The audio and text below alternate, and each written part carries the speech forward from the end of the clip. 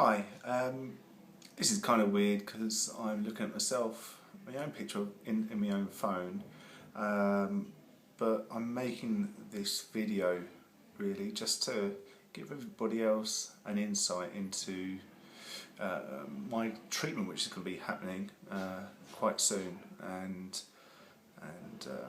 really what sort of journey you've got to go through. And I suppose I kind of want to tell you a bit more about my story. I am just a normal guy. Obviously, I've never been unwell. Had a leaky eye, as I call it. You know, the eye was just running a bit. We're going back about 6 months ago now. This eye, as you see, there's a bit of information there. It looks a little bit different, and it just, you know, it's a bit of a funny thing at first. It was just running. So I didn't necessarily go to the doctor straight away because, you know, being a guy, you've got to have a gunshot wound to the head really until you start thinking that there's a problem. So I went to the doctors, and as expected, they sent me off with just some basic antibiotics, eye cream and stuff like that.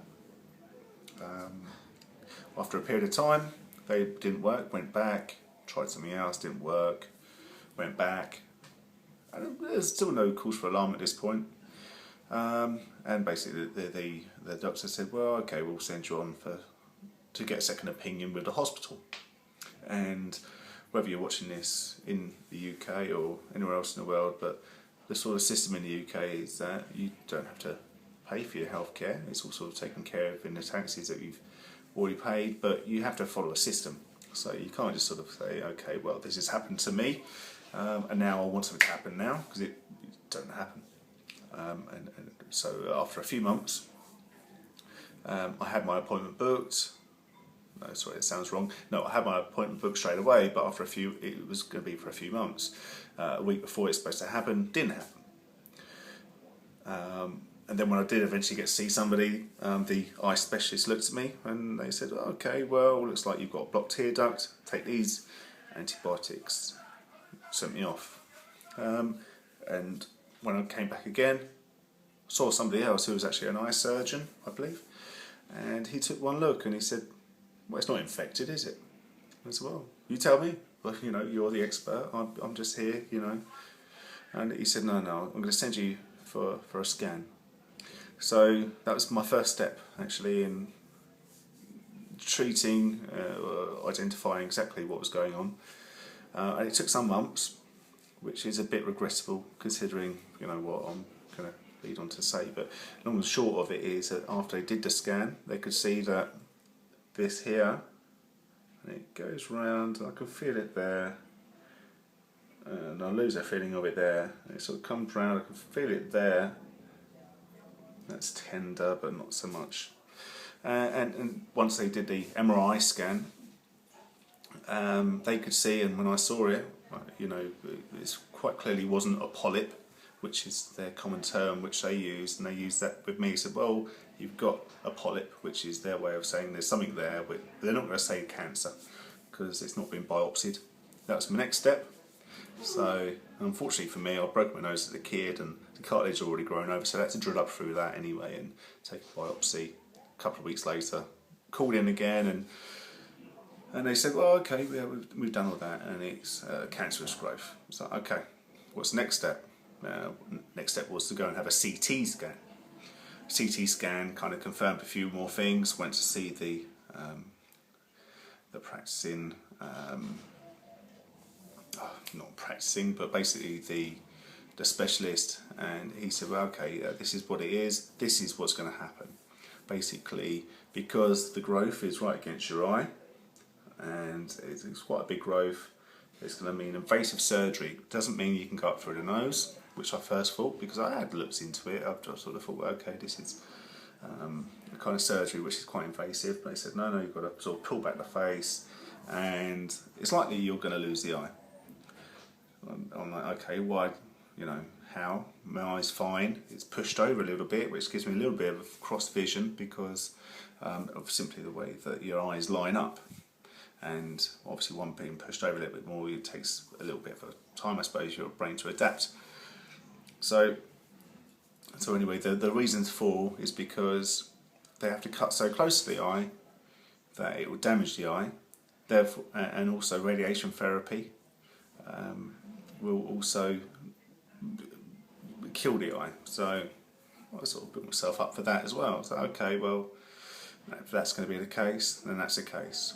Next step, a week or so later, 2 weeks later, I was there for a follow-up, and the guy said, look, we want to do the best by you, which obviously you want any surgeon to say to you, and he said, well, I'm going to refer you on to somebody which I think will be able to do a better job of it myself. Okay, of course I'm going to take it. Unfortunately, they've looked at the same situation and come to the same conclusion, which basically means that this cancer, which you can't really see, I mean, you just look at my face symmetrically, and you can see that it's clearly, well, it don't look like this real life, I'm sure, but yeah, this whole lump here, but it goes behind the eye, and it means that the whole lot's got to go. Unfortunately, that means the bags. I don't mind the bags going.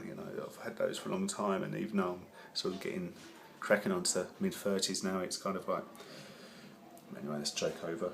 But it means the rest as well, just to make sure that any cancerous cells haven't leached out, which will mean that I have a hole in my face. So kind of crazy, really, to think that an eye which has given me no problem, very good eye, served me well, but it has to go. But the alternative is this cancerous growth will ravage my body unless I take aggressive action, and that's reality. So long and short of it is, for me to put this out there for everybody else, is because when I was looking into what I think I had, I could find very little. Certainly not a documented process where people can sort of see what is happening to them. Now, I'm told that this kind of cancer, facial cancer, is very rare, no matter what you're talking about, but this particular one, the surgeon that's going to treat me, who is reputed to be the best in the country, and people will travel the world for him to treat them, he will do 20 to 30 of these a year. So you work out the math on that, and you're talking, just in Britain alone, you're talking sort of one in every 2.5, 3 million. It's minimal, really minimal. So hence why my initial specialist referred me on, because I dare say he had not had the specialist knowledge or experience to do this himself. But I'm thankful for that. But moving on, the reason why I'm putting this together is for other people that find themselves in this situation, not really knowing what's going to happen, and so you can see what happens to me. A couple of weeks' time, I get booked in. I'm done with the whole worrying about exactly how things are going to affect me. I'm kind of just happy the fact that what will happen is that I will be in the best possible care and I'll live. So, I can deal with the rest. Doesn't seem the best outcome to know that potentially, I've seen pictures, it looks awful. The whole side of your face could be taken off. But hey, you live. But as I say, the reason is I want to show people the process. I mean, I've got young kids myself, and they'll want to remember their dad sort of looking half human. A bit of vanity, but hey, I'm assured that the people I've put my hands into are going to be able to do me a great job. So this is my first bit here and done with. This is like the boring introduction. Over the coming weeks, I'll sort of go into really what I'm feeling before the operation, and then sort of show you what happens after, and then over the coming months until such point that things are normal again. Anyway, catch you next time.